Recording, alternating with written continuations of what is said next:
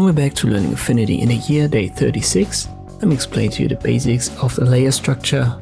It works the same way in Affinity as it does, for example, in GIMP or Photoshop. So if you've come across it, it works the same way.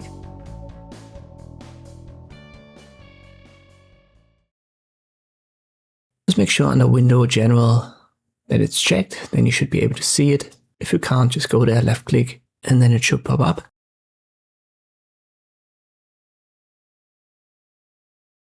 You can also drag it out of here. We're going to keep it in this right sidebar. We'll create a second element.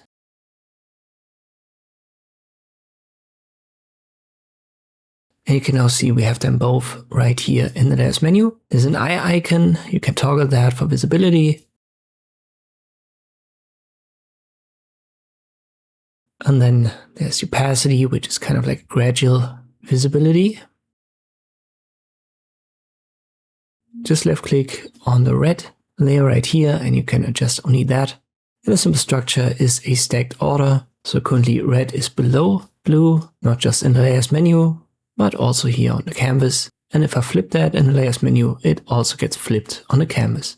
So you can see that as different Lego bricks, for example, stacked on top of one another. And via the layers, you can switch the order. Let me add another element.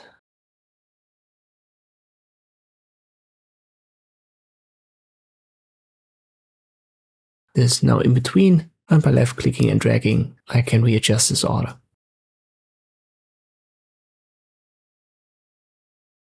In the last video, I've shown you these options right here for inserting on top, behind, and inside.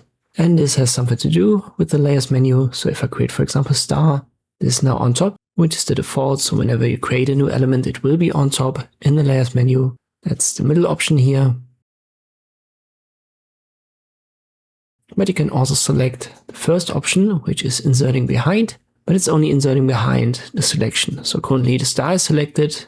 I create this double star, and this will now only be behind the star. So it's still in front of the ellipse and the two rectangles, because that was my selection. If I want to have it behind everything, I select all, make sure I've got insert behind the selection active. Let me create maybe a diamond, I drag it, and this is now the lowest element in the layers menu.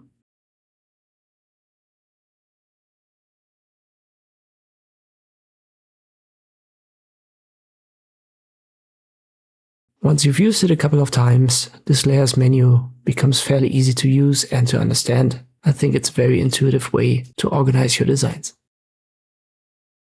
I hope this video was helpful. Thank you for watching, and I'll see you next time.